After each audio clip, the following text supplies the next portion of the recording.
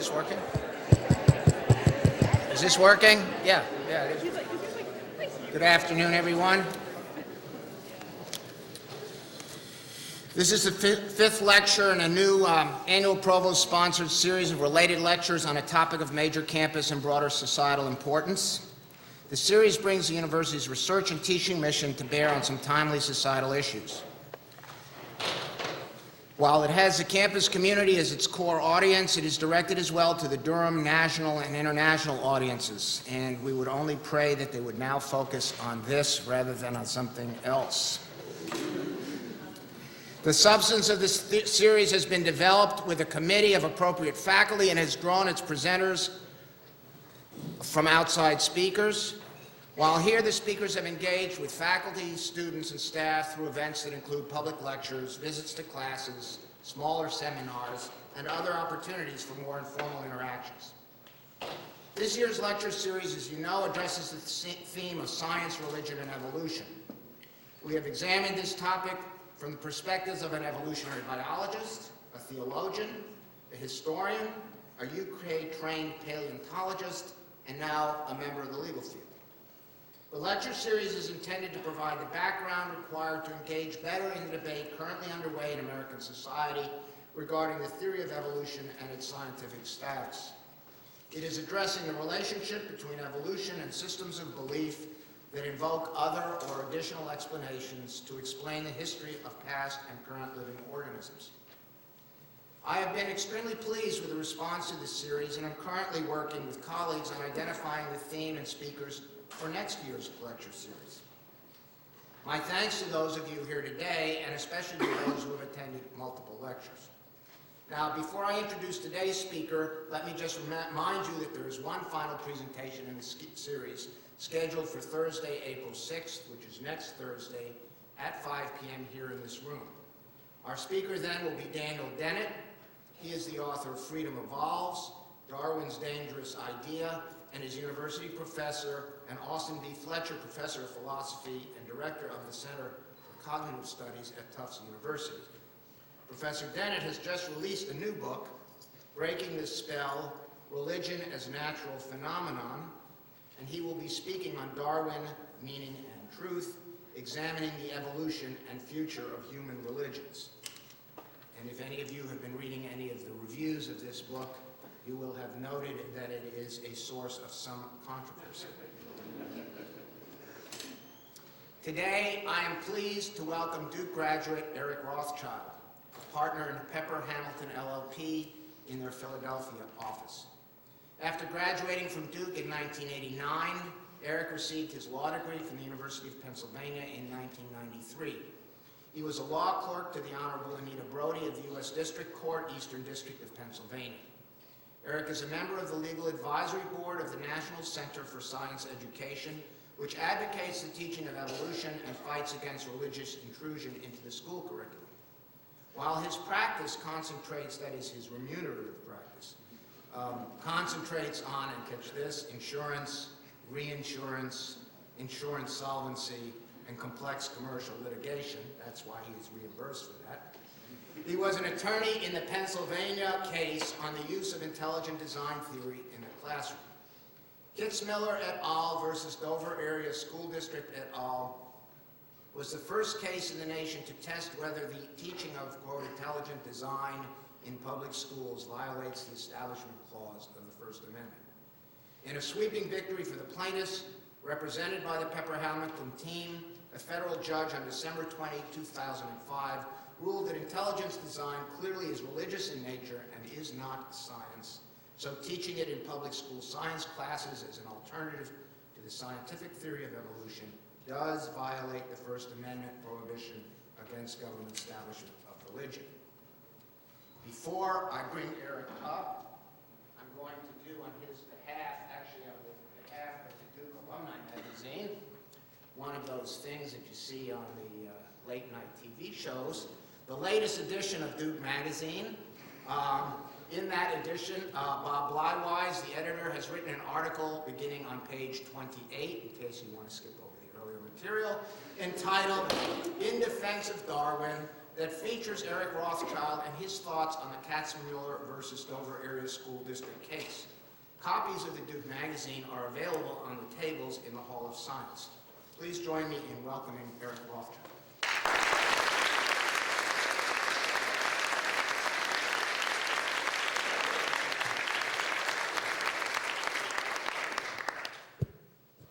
Thank you very much. It's really a great honor to be here. One of the rewards of this representation has been invitations to speak at many places in the Philadelphia area and around the country, but there's nothing quite like being invited back to your alma mater to speak. The years I had at Duke were very happy years, carefree years, and those people who knew me when I was 19, 20, 21 years old would probably be, I'm sure, are surprised that I've now been invited back here to speak to all of you. Happily for me, the audience includes my college roommate, my girlfriend from Duke and current roommate, my wife, and her college roommate, so they can attest to how astounding it is for me to be here in front of all of you. And it's also a great honor because I know the kind of prestigious speakers who have appeared already in this series. Simon Conway Morris, an internationally recognized paleontologist. John Haught, who's a theologian and was one of our expert witnesses in the Kitzmiller case. And the first thing I want to tell you is I'm not as smart about science as Simon Conway Morris, and I'm not as smart about religion as John Haught. And nobody else is either. And as a trial lawyer, the challenge is to take subjects like the science of evolution and the scientific argument for intelligent design and issues of philosophy and religion and make those issues understandable and compelling and persuasive to whoever your fact finder is going to be. And here we really had sort of two fact finders. One was the judge who had to decide the case, and the other was the media, which was paying such close attention to it. And as one of the trial lawyers in this case, it was the job of myself and our entire legal team to present the issues in the way I just described. The teaching of evolution in public schools has been a fault line for the issue of separation of church and state for almost a century. And in the Kitzmiller case, we dealt with the latest attempt to impose religious views on public school science classes in the form of intelligent design. The idea that the development and diversity of biological life cannot be explained by natural processes like natural selection and must instead be the product of a supernatural, intelligent designer. In doing that, we represented 11 remarkable parents who did what I think all of us would like to think we would do, which is to stand up for our kids when they think there's something wrong in their school. The 11 parents we represented have very diverse religious beliefs and practices, which is exactly what the First Amendment protects: the rights of parents to bring up children in their own religious faith without interference by government officials.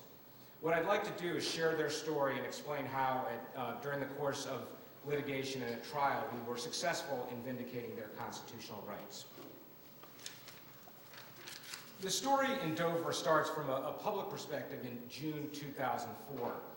A parent of students at Dover High School named Barry Callahan, who had actually previously been a member of the school board, had been asking for a number of months why it was taking so long for the Dover School Board to approve a new biology textbook, which they were due for. And for a while, she wasn't really getting any answers at all. But finally, in these two meetings in June 2004, the board made its position on this quite clear. In responding to Ms. Callahan's questions about the purchase of the biology textbook, a member of the school board named Bill Buckingham, who was the head of the school board curriculum committee, said to Ms. Callahan and the audience at the meeting that the book, the biology textbook that the science teachers wanted approved, was laced with Darwinism, which doesn't seem like such a bad thing for a biology textbook. But Mr. Buckingham did not mean that as a compliment. He continued, "I challenge you to trace your roots to the monkey you came from.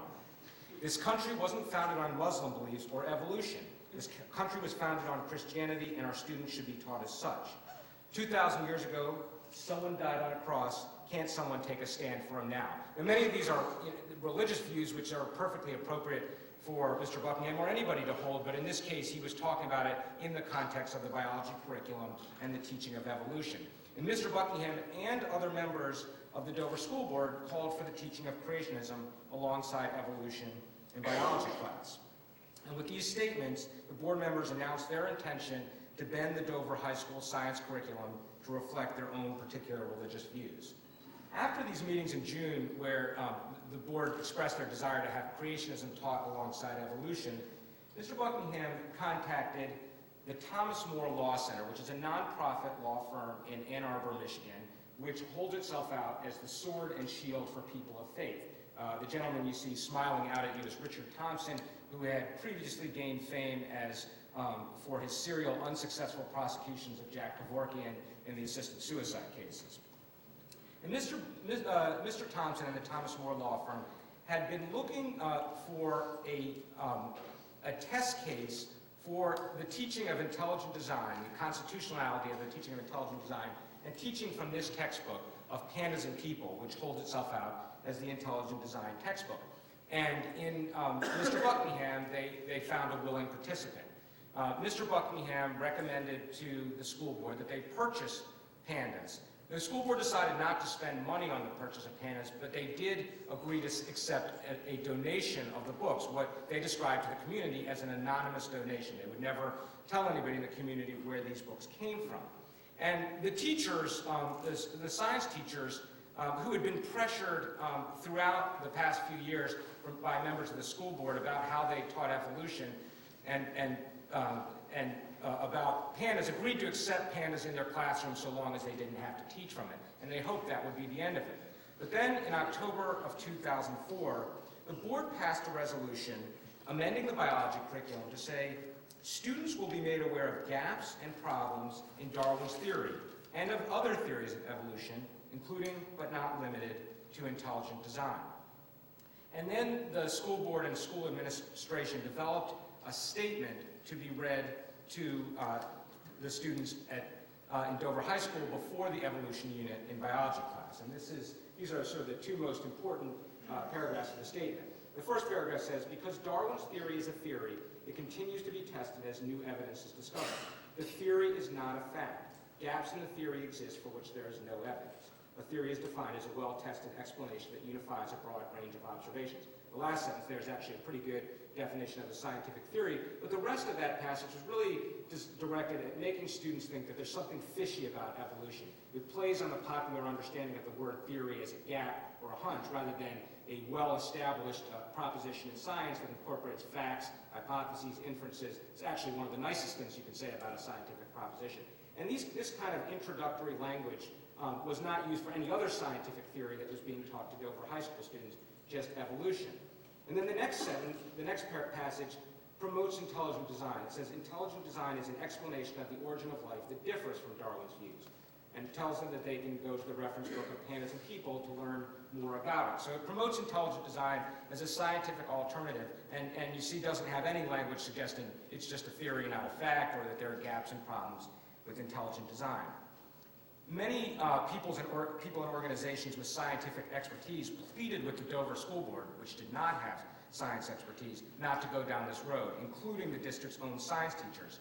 And when the school board and administration would not sway from this statement and this policy, the district school teachers actually told the administration it would violate their professional duties to teach intelligent design, to promote it to students, because it's not real science. And they refused to read the statement.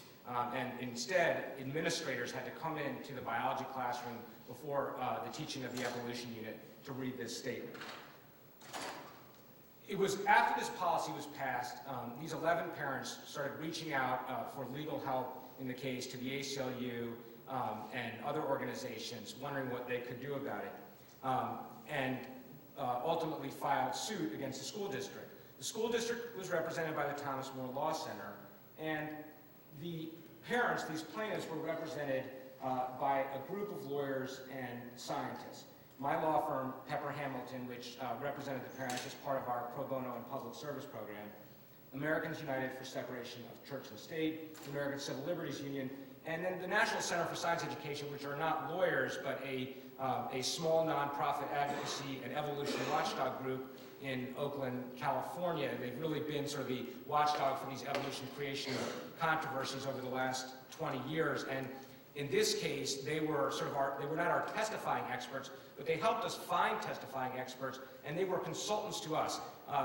Later on in the case, I'm going to talk a little bit about the science that was involved in this case. And if I sound like I know what I'm talking about, it's because of the National Center for Science Education. They were our tutors and really taught us biology, evolution, and the arguments being made for intelligent design. This was an incredibly harmonious enterprise. There was an article in Harper's Magazine written by Matthew Chapman, who is the great-great-grandson of Charles Darwin and who covered the trial on behalf of Harper's. And he described this group's work together as being done with frictionless amiability and as a collegial machine. Very flattering words and very reflective of how we all felt about working together. And our legal team also developed a very close bond with these 11 parents, really remarkable people. And these parents, most of whom didn't really know each other before they became involved in this lawsuit, actually became incredibly close with each other. During, I guess, late July or early August of 2005, not long before the trial started, we got an email with this picture attached. And this is a group of 3 of the plaintiff's families. The woman to the far left with the sunglasses is Tammy Kitzmiller, the lead plaintiff. In the middle with the sort of spiky hair is Cindy Sneap, and to the right are Christy and Brian Ream, husband and wife, and they were all plaintiffs in the case. And they sent us this picture, and they thought it was really funny because they had found the intelligent designer. We just thought it was funny that they were all vacationing together. Ultimately, we went to trial in front of Judge John Jones III, who was appointed to the federal bench by George Bush in 2003. And we had a 6-week trial in front of him. And it was really, along with being an incredibly important case, it was an electrifying experience. There was a tremendous amount of media attention, local, national, and international. This was the scene on the last day of trial with the media interviewing the group of lawyers.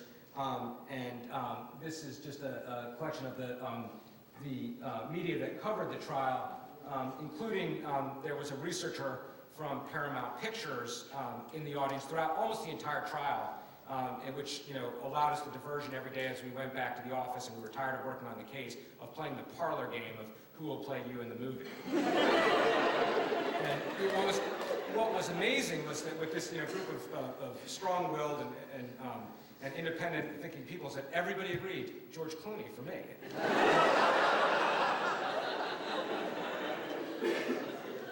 Seems to always be a punchline.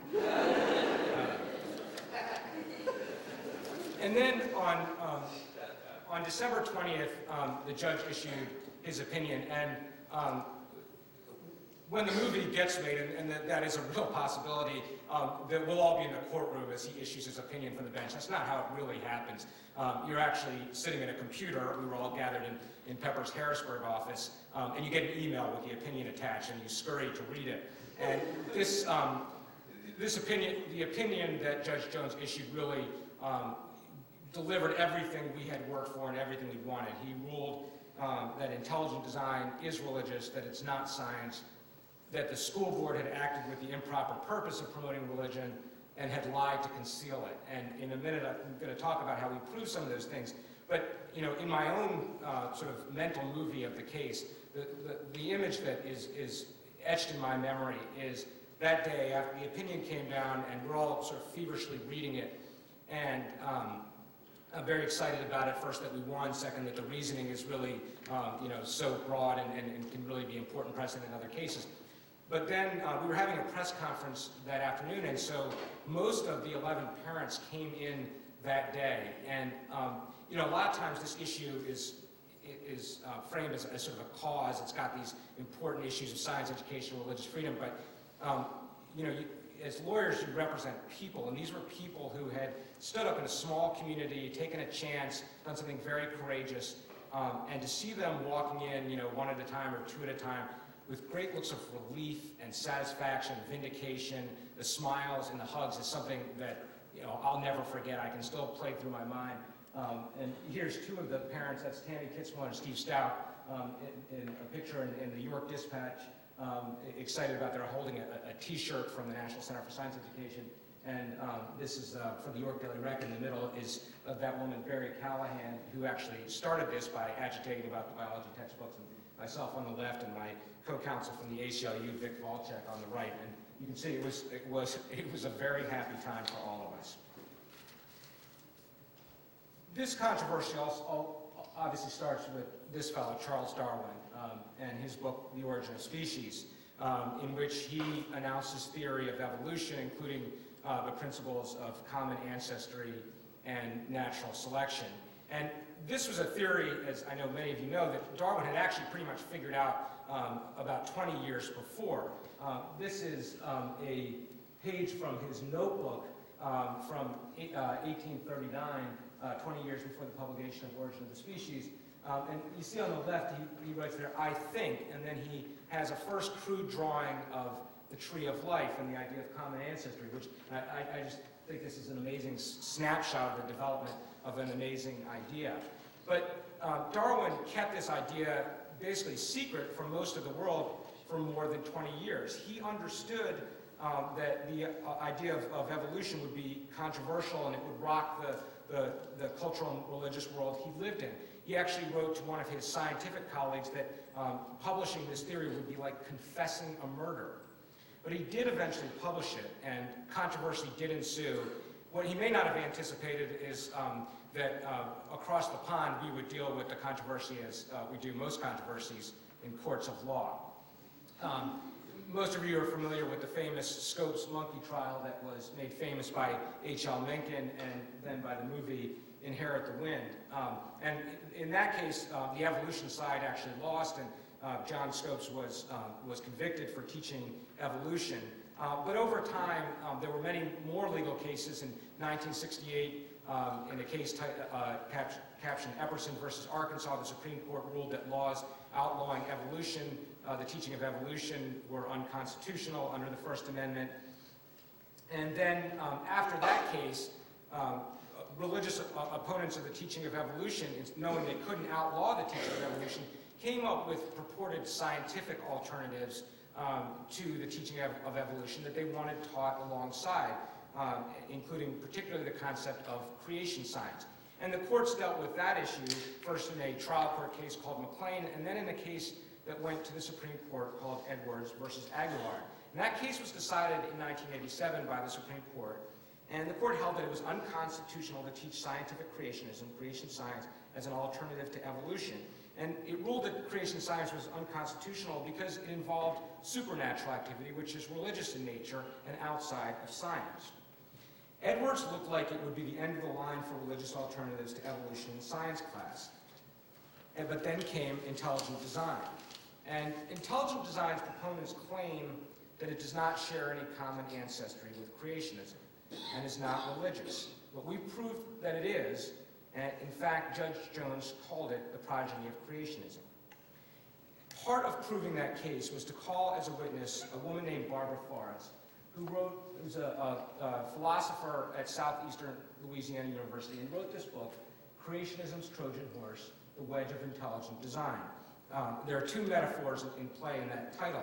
One is the idea of a wedge, which is actually a metaphor that's been adopted by the intelligent design movement, and the idea is that intelligent design is a wedge to break into the edifice of scientific naturalism or materialism, the idea that science is limited to natural causes for natural phenomena.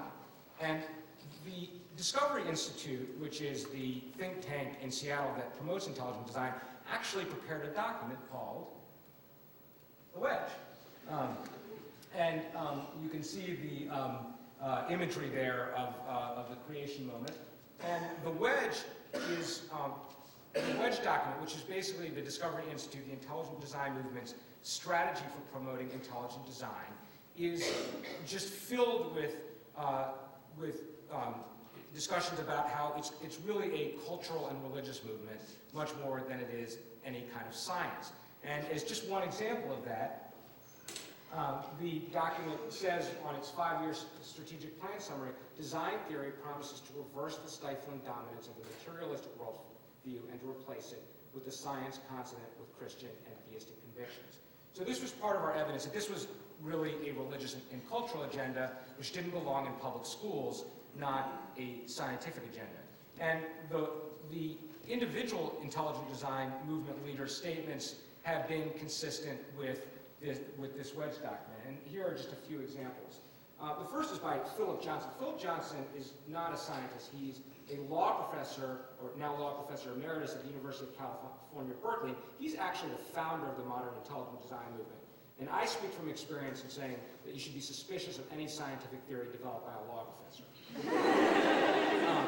And he says very clearly, intelligent design means that God is objectively real as creator and reported in the biological evidence. This is an argument for the existence of God and God as creator.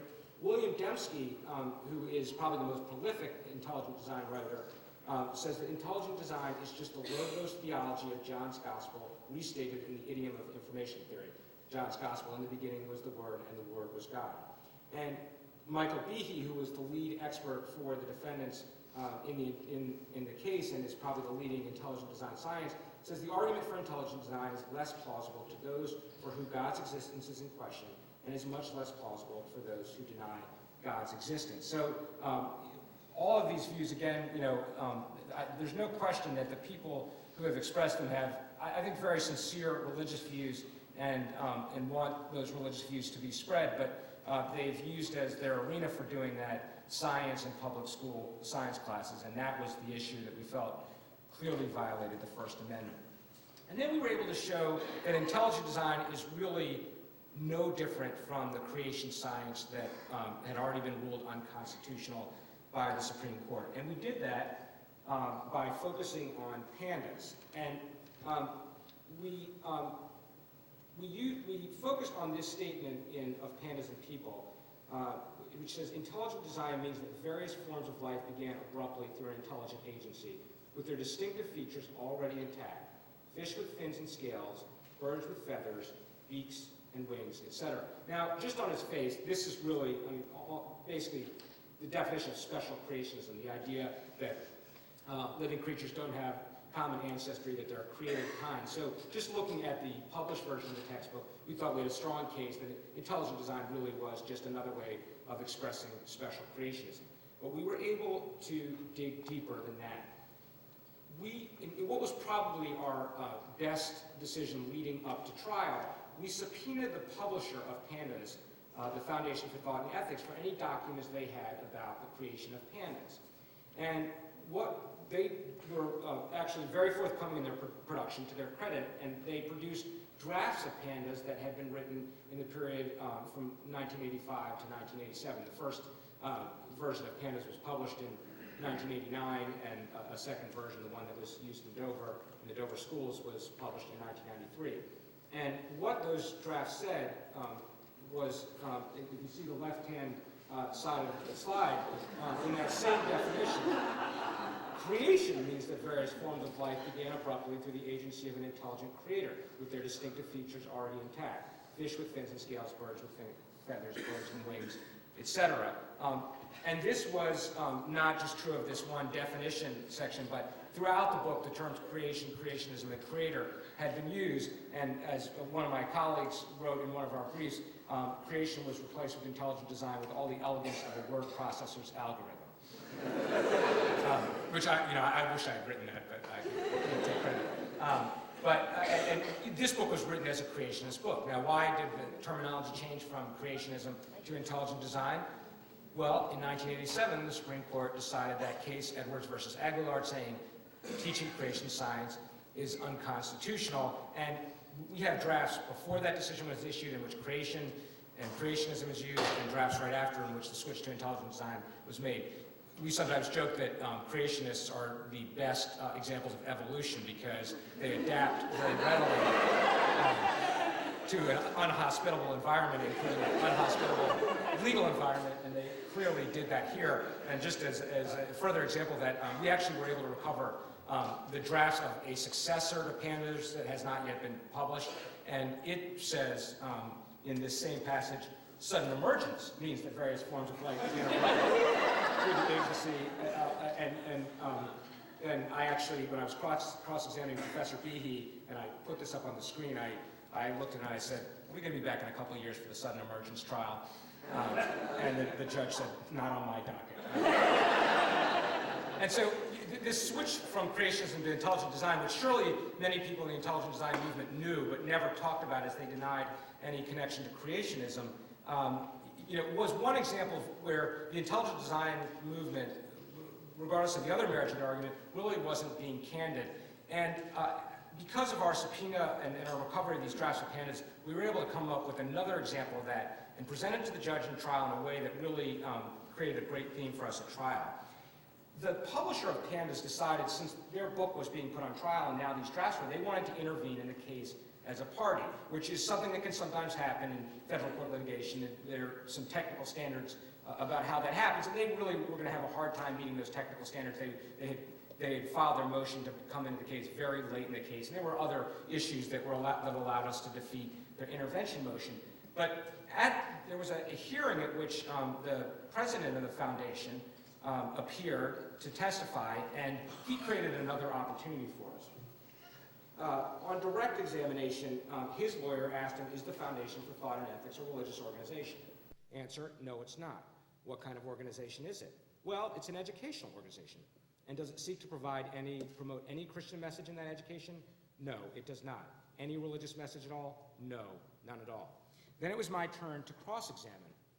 And I started by I showed him their tax filing, and I asked, Mr. Buell, do you recognize the document I've given you, which is the second exhibit today, a Form 990 return of organization exempt from income tax for 2003, to be a document filed by the foundation? Yes, I do. Okay.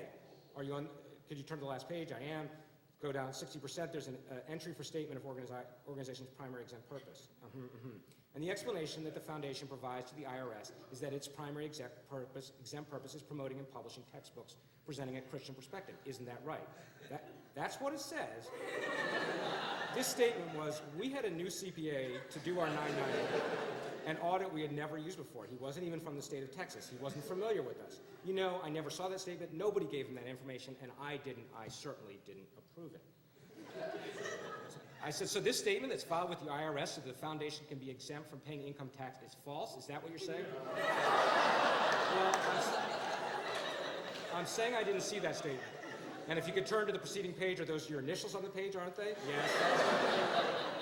And then I showed them the Articles of Incorporation. Now, your counsel brought your Articles of Incorporation, and I'd like to show those to you as well.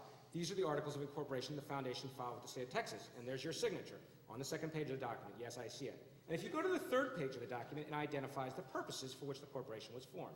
Right. And what it states is that the primary purpose is both religious and educational, and then it talks about making known the Christian gospel and understanding of the Bible. Yes. Is it your testimony that that's also an inaccurate statement? It was boilerplate that the attorney that was helping us become established use. Now, I got to tell you, I've seen a lot of boilerplate, and that's not boilerplate. I felt that it was inappropriate. He said we need to be clear in identifying yourselves as having a genuine nonprofit purpose. And so the language that originated with me is the phrase, but is not limited to. And everything else was the attorney's? Yes, most of it. I think nearly all of it. Possibly all of it. So the accountant got it wrong, and the attorney got it wrong? It's true. And then I showed him a fundraising letter from the foundation, and at the bottom of the first page it says, our commitment is to see that the monopoly of naturalistic curriculum in the school is broken. Presently, school curriculum reflects a deep hostility to traditional Christian views and values and indoctrinates students to this mindset through subtle but persuasive arguments. I see that. That's what you wrote, correct? Yes. And so it was a great opportunity for us before trial to impress upon the judge that the intelligent design movement, which again has sincere religious objectives, really was not being honest to the community at large.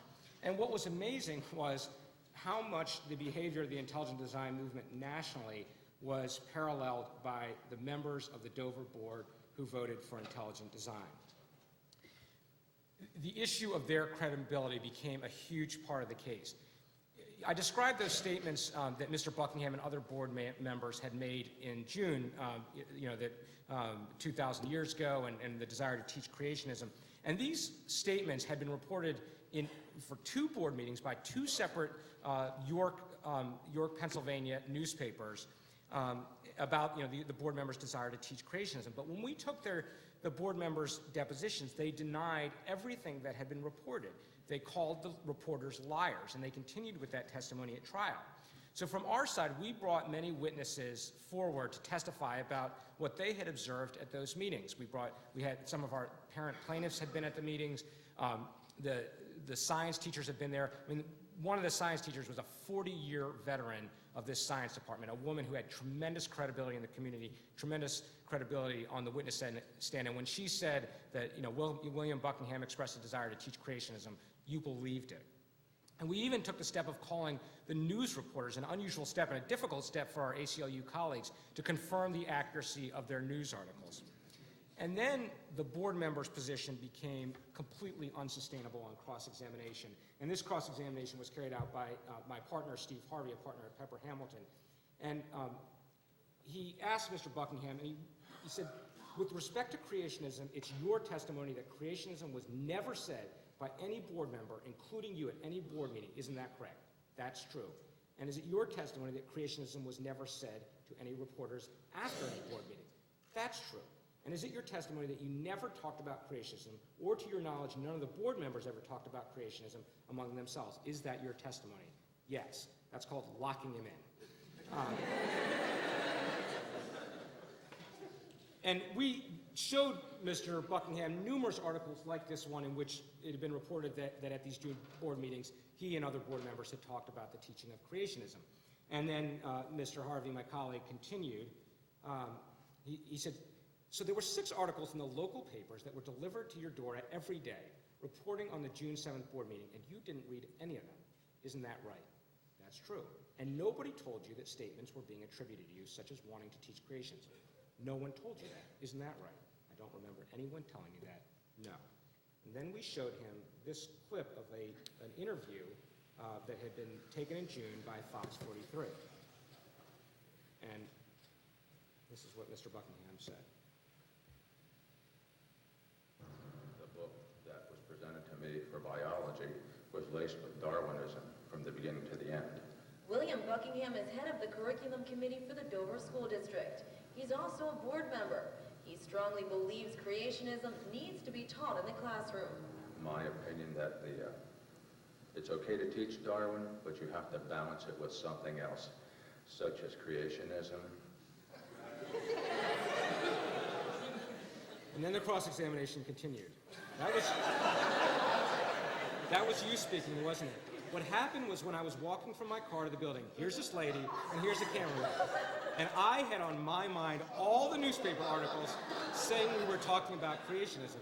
And I had it in my mind to make double sure nobody talks about creationism. We're talking intelligent design. I had it on my mind. I was like a deer in the headlights of a car, and I misspoke. Pure and simple, I made a human mistake. Freudian slip, right, Mr. Buckingham? I won't say a Freudian slip. I'll say I made a human mistake. And you can see all the newspaper articles he hadn't read reminded him to not say creationism, so he said creationism. And actually, at the last day of trial, after Mr. Buckingham was long off the stand, but before I gave my closing argument, the reporter who had done that interview happened to be there, and she told us that that interview had been set up 2 hours in advance, that Mr. Buckingham was perfectly cool, and that he talked about creationism over and over again. That was just the only part that was on TV. And so even though we couldn't really get those facts into evidence, it empowered me in my closing statement to say, I played the video again and I said, that was no deer in the headlights. That deer was wearing shades and he was totally at ease. And the lack of candor continued about the donation of pandas. Remember, I told you that it was portrayed as an anonymous donation. And we found out during the course of discovery, and at depositions, Mr. Buckingham and the school board president, Alan Bonsell, had said that they had no idea how the donation had been funded, and they had no involvement with it. And we were very careful in the deposition to really press that issue. But we found out during the course of discovery through other witnesses that, in fact, Mr. Buckingham had stood up in front of his church before that day's services and had taken up a collection from his fellow congregants for the purchase of Pandas and People, and then wrote this check to actually Donald Bonsall, the father of Alan Bonsall. You can see on the left hand it says of Pandas and four of Pandas and People books. In the amount of $850, and he had handed that check to Alan Bonsall, the school board president, his fellow board member who denied any knowledge about the funding, who gave it to Donald and who eventually purchased the books. And when this came up in trial, my colleague Steve did something you don't usually do at a trial. Is he looked at Mr. Buckingham and he pointed at him and he said, "You lied to me at your deposition, didn't you, Mr. Buckingham? You lied to me." And Mr. Buckingham said, "What do you mean?" Steve pressed on with a couple more questions, and then the judge basically interrupted him and said, "You've made your point, Mr. Harvey, very effectively." Very effectively. I came home and told my wife and kids about this episode. It was very dramatic, and for the next week, my then 7-year-old son was walking around home in the neighborhood saying, "You lied to me, Mr. Buckingham. You lied to me." Which the neighbors thought was weird, but we think is cute. And in the case of Mr. Bonsall, and Steve was also cross-examining him and wasn't quite as dramatic because he didn't want to overdo it. After Mr. Bonsall's examination on really the same issue was completed, the judge actually took over the examination and was red-faced and angry, and he's a very congenial guy. He was red-faced and angry in examining Bonsall about why, and I was the one who had taken Bonsall's deposition, why he hadn't told me about his role and his knowledge about the funding. And it was actually, one of those moments where everything's going well for your side, but you still feel uncomfortable because you're seeing this witness dressed down. Everybody who remembers that, talks about, how their heart started beating faster as, the judge was really examining Bonsall about why he hadn't told the truth at his deposition. The last part of the case I want to talk about is the scientific side. And as my wife can well attest, nobody could have come out of Duke more poorly qualified to be a defender of science in the courtroom than myself. I can't remember the one science course I took at Duke to fill my requirements, but I'm pretty sure it was not a very rigorous one. But the judge's ruling that intelligent design is clearly not science has become perhaps the most celebrated part of the case, and from some corners the most criticized part. It has been celebrated by many members of the scientific community who are grateful that what clearly is not science is not going to be taught in public school classrooms. One of the best parts for me of the trials is my wife, who's very qualified to talk about science and is a pediatrician, was so interested in the case and so aghast that intelligent design would be presented as science. You don't get that many chances after 14 years of marriage to be your wife's knight in shining armor, so that was a happy experience for me. The case, it was also, this part of the decision was also very much criticized, and the judge was accused of being an activist for taking on the question of whether intelligent design is or is not science. And, the argument from that side is, this is a case about religion, right? It's, either you're allowed to teach religion in public schools or you're not, but it's not unconstitutional to teach bad science. And furthermore, what does a judge know about science? How can he decide whether something is or is not science? It's really a completely off-base criticism. First of all, both parties asked Judge Jones to decide the question of whether intelligent design is or is not science. Both parties did. Both of us put on expert cases making the arguments on either side. And it was really necessary for the judge to decide this because in an establishment law case, in terms of the question of whether religion is being promoted in the public arena inappropriately, if the government body can come up with a secular, non-religious purpose for what they're doing, then that's fine. And it might even be able to overcome, in this case, what was obviously quite a bit of evidence of the religious motivations of intelligent design and the religious motivations of the board members. So the defendants were very much directed at showing that intelligent design is good science. And the intelligent design movement has tried to distinguish itself from creation science by saying that it really has a legitimate scientific program and scientists supporting it. And from our standpoint, we wanted to show that intelligent design isn't just bad science, it's not just new science, science in its infancy, it's not science at all. And we were very rigorous about approaching this part of the case. After the trial, there was an article in the New Yorker before the decision came out. It's a very interesting article and was very flattering of our efforts. And what the author said about the science is, you sometimes hear it said that a courtroom is not a proper venue for debating science. In this case, it proved to be an ideal forum. The trial allowed the lawyers to act as proxies for the rest of us and ask of scientists questions that we'd probably be too embarrassed to ask ourselves. In a courtroom, you must lay an intellectual foundation in order to earn a line of questioning, and so the lawyers stripped matters neatly back to the first principles of science. It was a very nice validation before we got the decision of the approach and the work we had done. And we really did try and strip things back to the first principles of science. First of all, the idea, addressing the argument from intelligent design, which was really an argument about supernatural causation. Science operates on a principle called methodological naturalism, that it only looks for natural causes, natural explanations for natural phenomena. It doesn't deal with the questions of the divine or the supernatural. It doesn't mean that science can rule out those things. And when scientists claim that they can rule out the existence of God or supernatural behavior, that's not really a scientific claim either.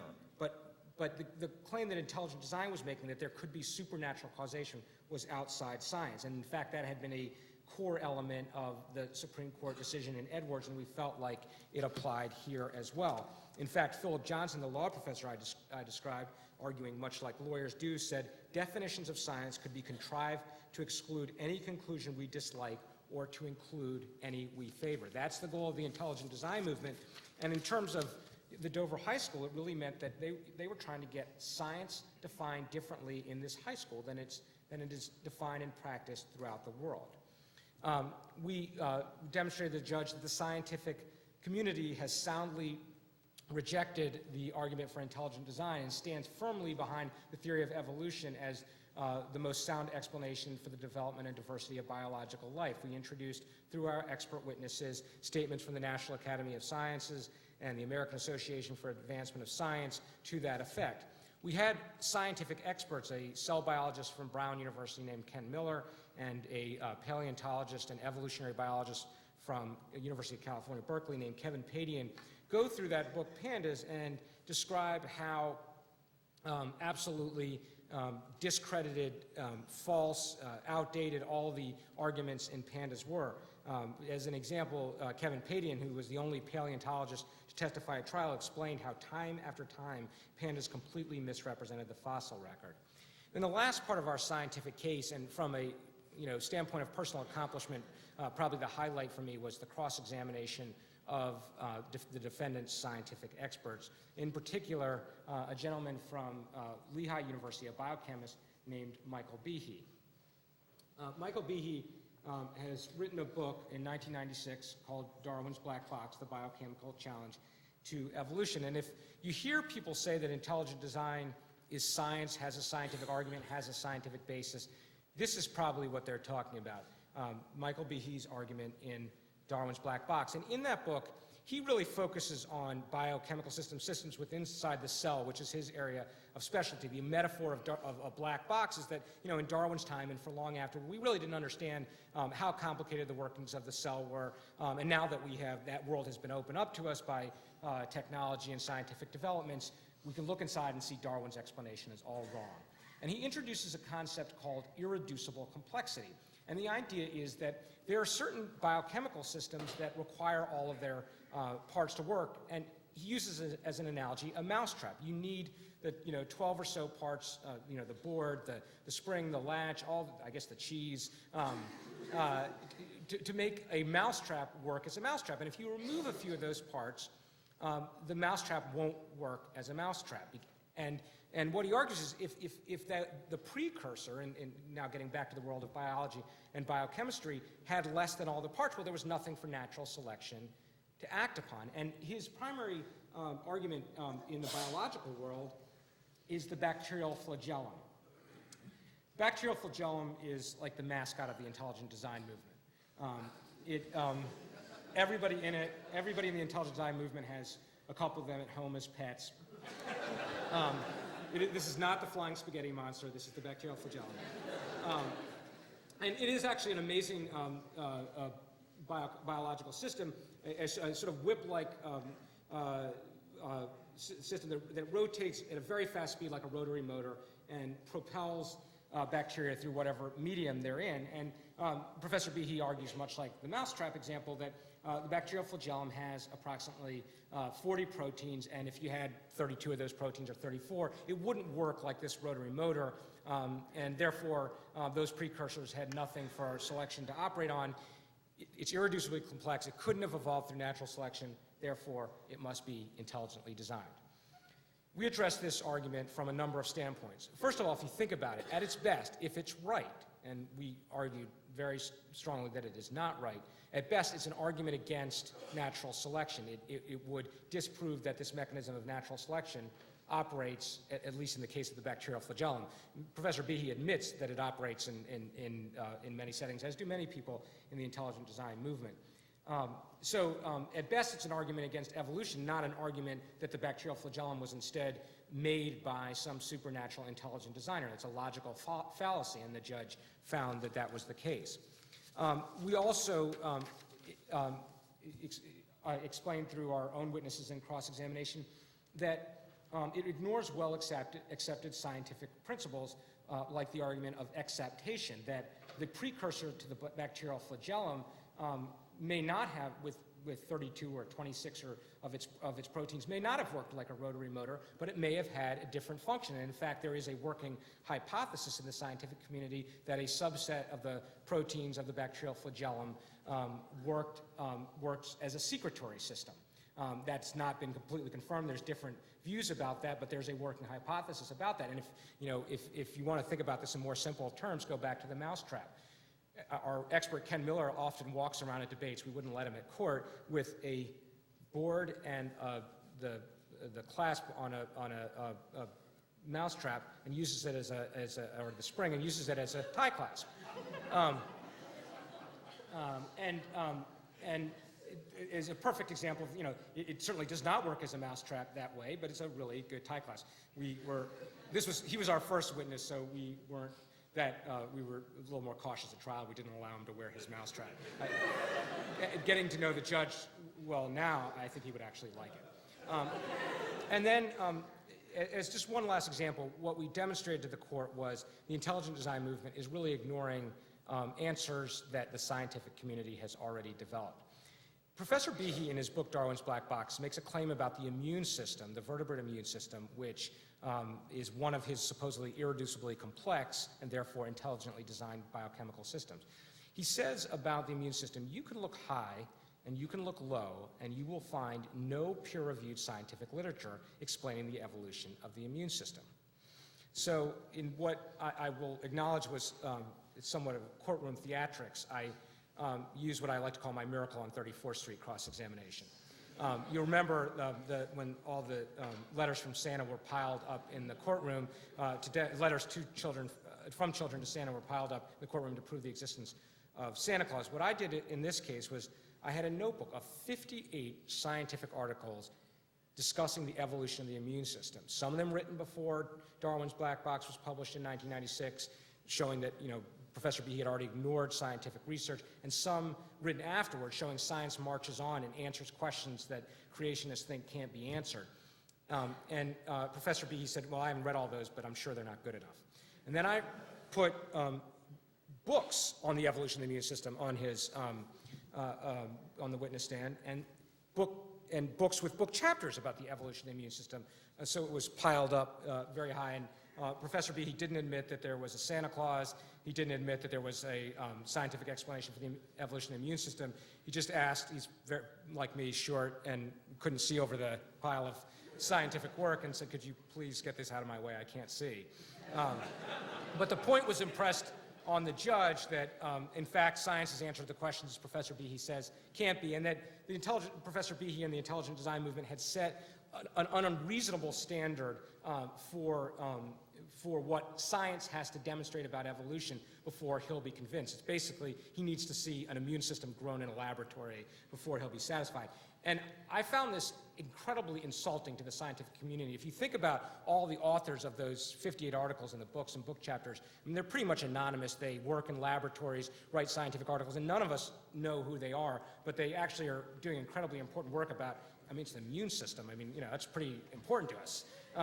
And Professor Behe, you know, just sort of, you know, none of it's good enough for him is particularly ironic because at the same time, the intelligent design movement has no research and it has no peer-reviewed literature. Professor Behe admitted that he had published nothing on the irreducible complexity, nothing in the peer-reviewed scientific literature about the irreducible complexity or intelligent design of the bacterial flagellum or the immune system or any other biochemical system that he says is irreducibly complex. Now, he did claim that his book, Darwin's Black Box, had been peer-reviewed. And so when I had the chance to cross-examine him, I said, well, I know you said it's peer-reviewed, but you don't mean peer-reviewed like an article in Nature or Science. And he said, no, it's much better than that. My book went through much more rigorous peer review. And he actually had identified the names of some of the peer reviewers, including a professor at the Department of Veterinary Medicine at the University of Pennsylvania named Michael Atchison. And we were lucky enough to find this nugget, which was an article written by Professor Atchison, Dr. Atchison, and he is discussing a conversation with the book's publisher. He said, we spent approximately 10 minutes on the phone. After hearing a description of the work, I suggested that the editor should seriously consider publishing the manuscript. I told him that the origin of life issue was still up in the air. It sounded like this Behe fellow might have some good ideas, although I could not be certain since I had never seen the manuscript. That was the peer review. As I said, from a standpoint of the judge completely rejected Professor Behe's argument and accepted Professor Miller and Professor Padian's testimony. And from a personal standpoint, this was sort of the highlight of the trial for me, which was confirmed when that same New Yorker article came out and it had this caricature in it. This is a drawing of me cross-examining Professor Behe, and it said, at the trial, Michael Behe, the leading intellectual of intelligent design, was cross-examined with cheerful mercilessness by Eric. For those of you who practice law or aspire to, it doesn't really get much better than that. I am thinking of getting it tattooed to my obviously considerable forehead. And actually, the other thing I like about this article is I recognize, 20, 30 years from now that people opening their coffee table books of New Yorker cartoons will open it up and think that the lawyer for the plaintiffs in the intelligent design case was tall and slender and had Spock-like ears, much like they have since evolved. And they will find that significant.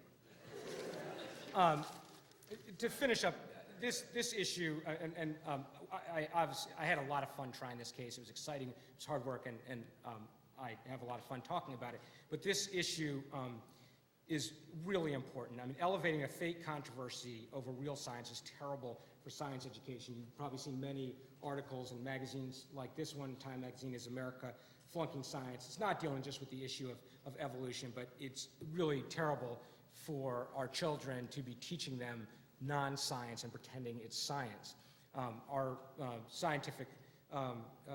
paleontologist Kevin Padian testified, and the judge included it in his opinion, that teaching intelligent design just makes kids stupid. On the other side of this, William Dembski, who I described before, said after the decision came out, because of Kitzmiller versus Dover, school boards and state legislators may tread more cautiously, but tread on evolution they will. The culture war demands it. I mean, I agree with him. That's the only reason that there's a controversy here, because the culture war demands it. That's the only reason that anybody's promoting a controversy about the teaching of the theory of evolution. And as a parent, I mean, I completely reject the idea that our children's education should be a battleground in the culture war.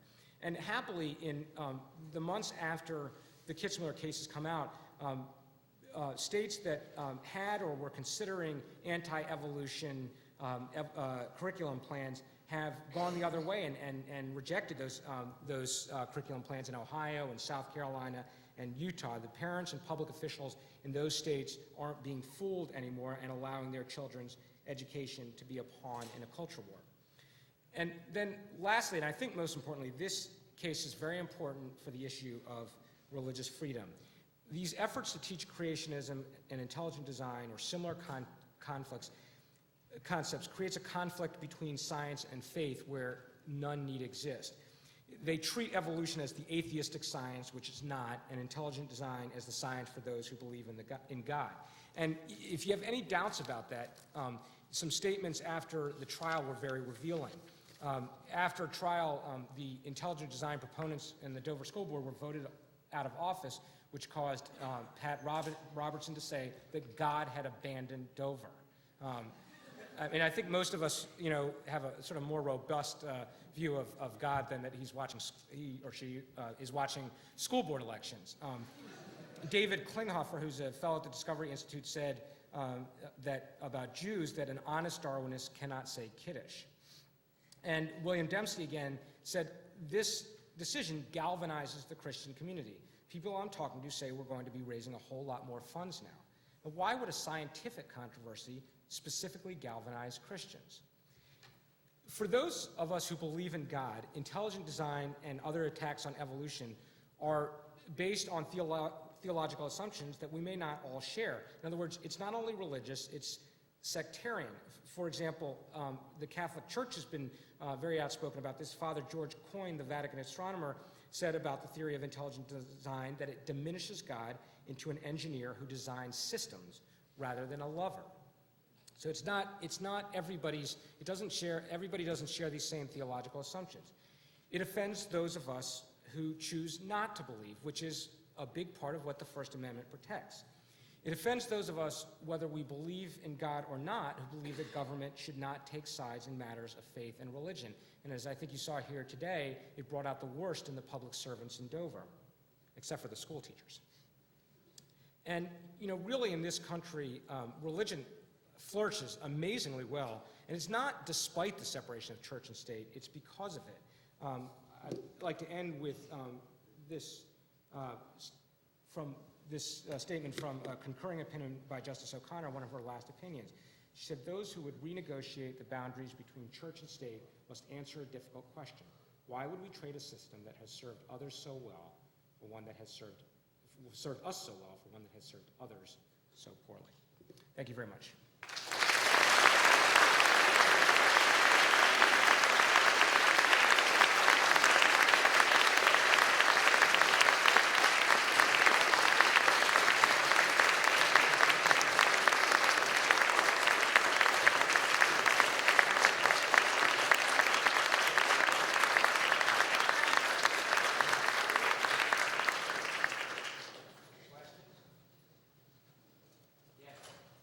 Where is the movement, the intelligent design movement, going now?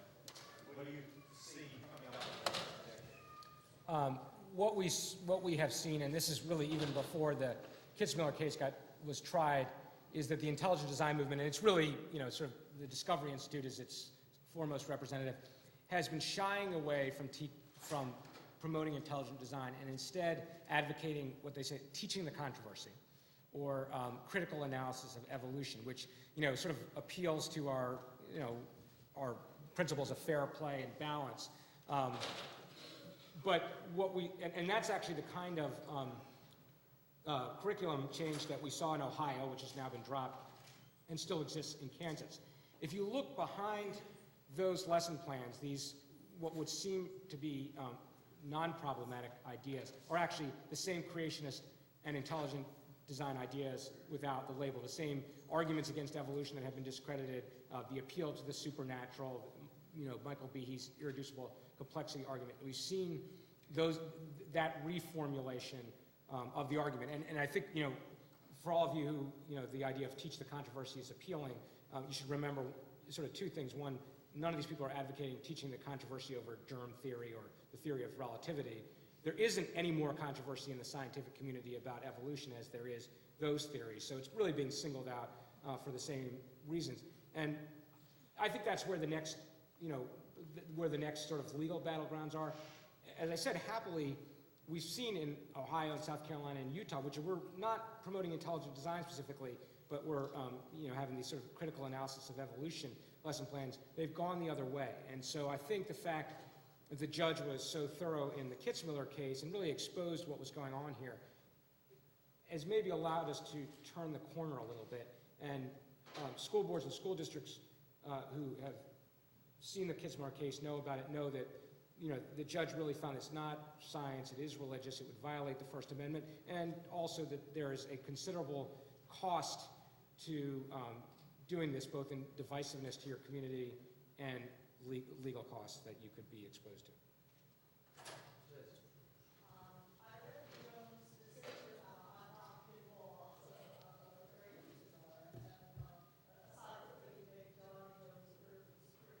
And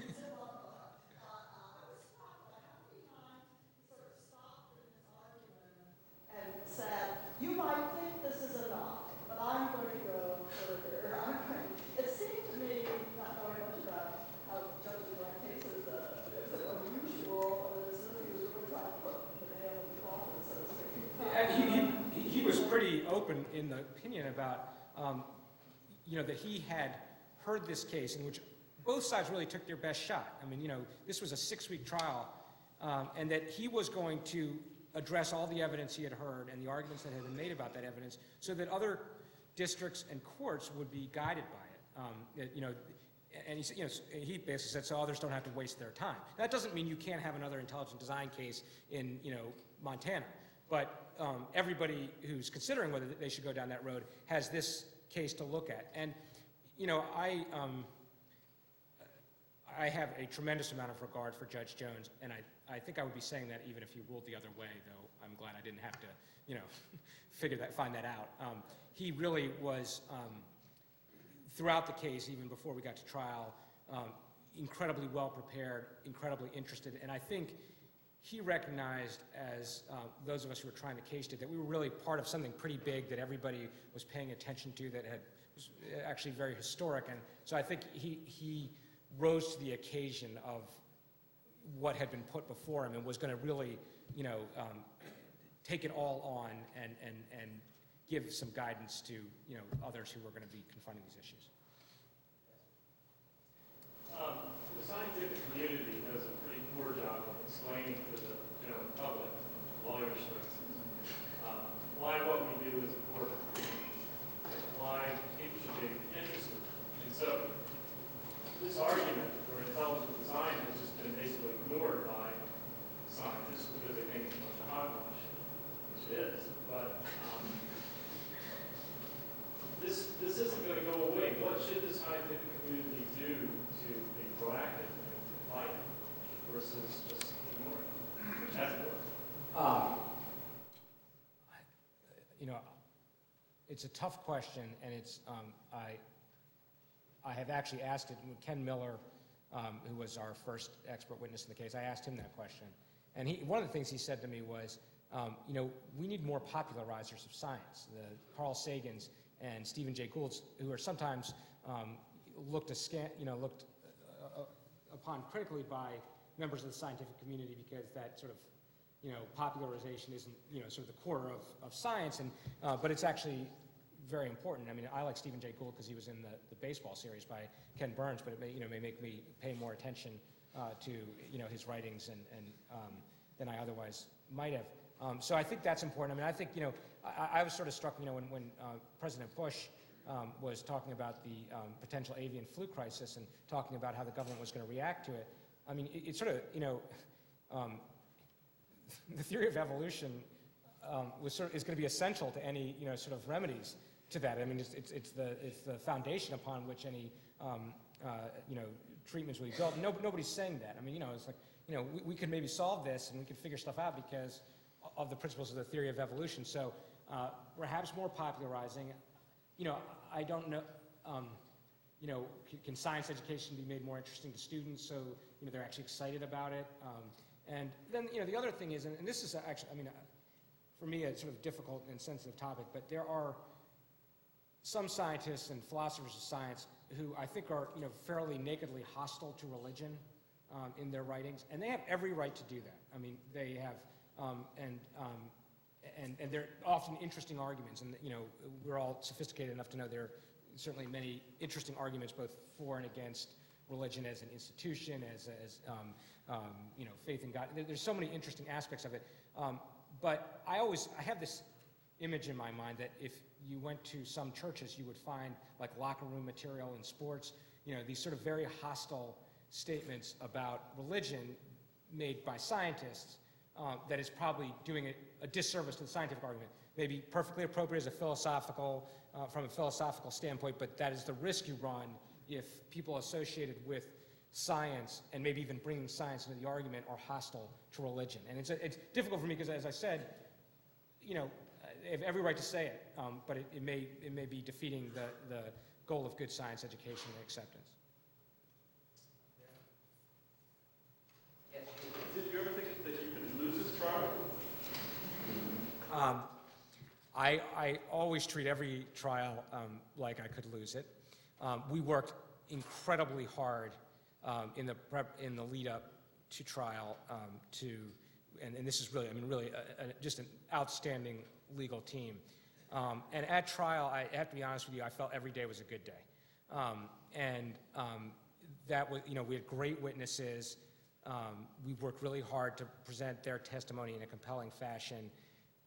And then, when we had this lying, and there's no other word for it, by the school board members where the judge was obviously reacting to it, you felt like, boy, you couldn't, how can he rule against us now? He thinks these guys are lying. And, and then you sort of worry, well, maybe he'll just focus on the school board members, not address the larger issues. So I have to say that, by the close of trial, I felt so confident that we should win that I felt really nervous because, the idea that you could lose it after feeling that good about it was just horrible. And I remember, we had to get ready for a press conference after the decision, and, we were going to speak to the press regardless of what happened. And, we spent most of the time talking about, who's going to talk and, what we would say, assuming a win, and then somebody would bring up what are we going to say if we lose? And I would just go, I can't hear you, because I just didn't want to entertain the possibility.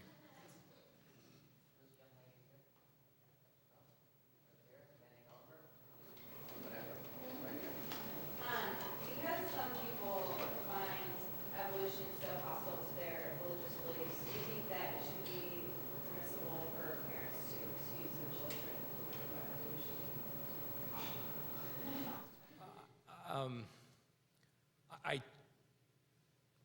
I think that's a terrible. Yeah, the question is a great question, and that's why I paused over it, is because some people find evolution, the theory of evolution, so hostile to their religious beliefs, should students be allowed to opt out with their parents' permission of the teaching of evolution? And I'm going to say against. It's not a crazy, it's sort of like the issues of sex education where, maybe this is, an issue where, you let parents control it. I think, my preference by far is that evolution is taught with sensitivity to the fact that people hold some religious beliefs and be very careful about that. And I really think the Dover High School science teachers, from what they explained, were very, very sensitive to it.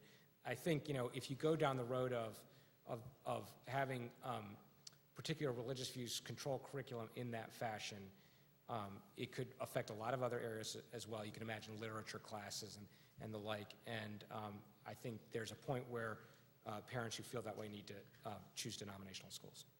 But it's not, I hear what you're saying. It's not a crazy idea. Who paid the court costs?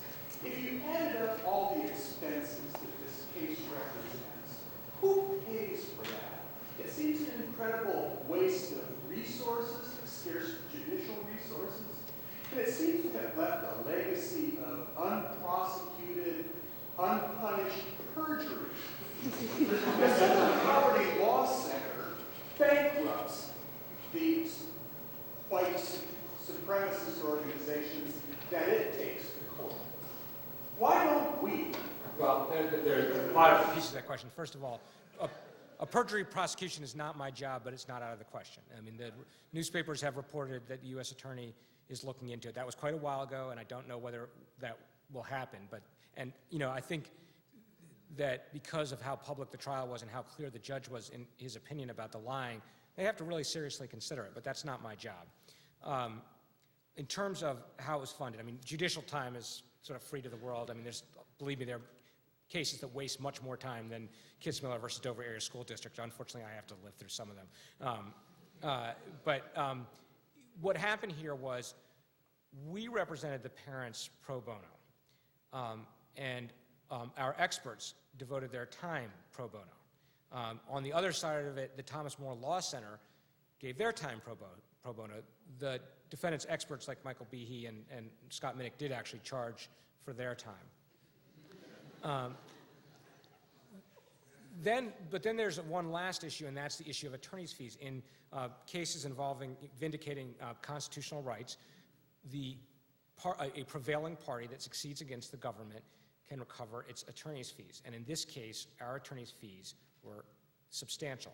And what we did was we negotiated a settlement with the school board and school district over this issue, in which the judge entered an order that awarded $2 million in fees and expenses to the plaintiff's attorneys.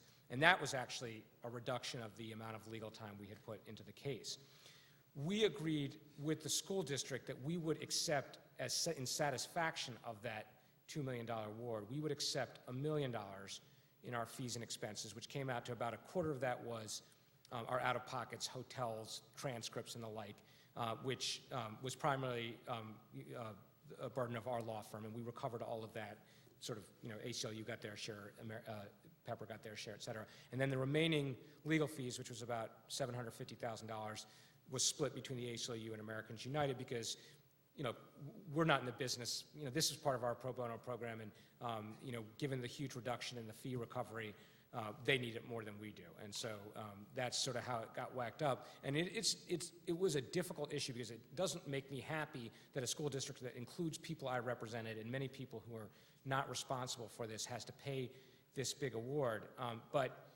And we did reduce it substantially in recognition that the board had turned over and sort of better board members who were more pro-science education had been put in place. But it's really important because other school districts are going to consider doing this. And I'll be frank, I want them to see $2 million on that judge's award. I mean, we took $1 million. The next case, we might not reduce it that way. I want every school district to say, if you violate people's constitutional rights in this way, there's a big cost to be paid. It's a deterrent effect. That's what it's supposed to be. So that's sort of how that played out. What are the actual legal ramifications for this decision, and can you talk about the precedent that this is setting, and if this is really a big win for scientists? Well, I didn't hear the first part of the question. What are the legal ramifications for this? This is a trial court opinion. It has not been appealed, will not be appealed. It's too late for it to be appealed, so it's not going to go up to the Court of Appeals or the Supreme Court. So it is binding legal precedent only in the district in which the judge sits. It is not binding precedent in Montana, Wyoming, Kansas, or anything like that. But it is, we think, and recent events have suggested that it's incredibly persuasive and influential precedent. And so far, we've seen that not in further court cases, but in the actions of legislators and school board members in Ohio and Utah and South Carolina, who I think looked at what the judge did here. And this is why it was so important for the judge to go on and take as many issues as he did and really, address all the issues. So anybody, if you're in a school district and you're saying, should I do this? Have to say, first of all, a judge said, no, you can't. And second, there was a big fee award associated with it. And then if it does ever get to litigation, that there is precedent that a judge in South Carolina or Kansas doesn't have to rely on, but certainly can rely on. So I think it was a very important case, very influential, and bless the modern media, its impact was probably greater than maybe some other, creationism cases because everybody paid so much, incredible attention to it. And when the movie with George Clooney playing me comes out, we hope that'll, sort of shut the door on all this.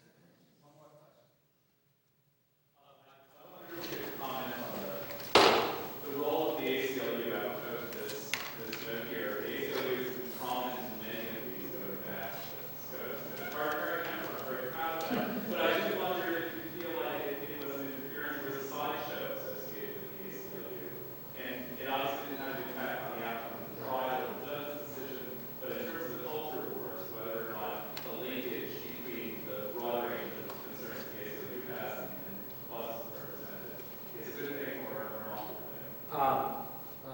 First, a funny story about that. When Barbara Forrest was testifying, she was our philosopher and historian of the intelligent design movement, and she, brought in all this testimony about the Wedge document and all these religious statements by intelligent design movement leaders.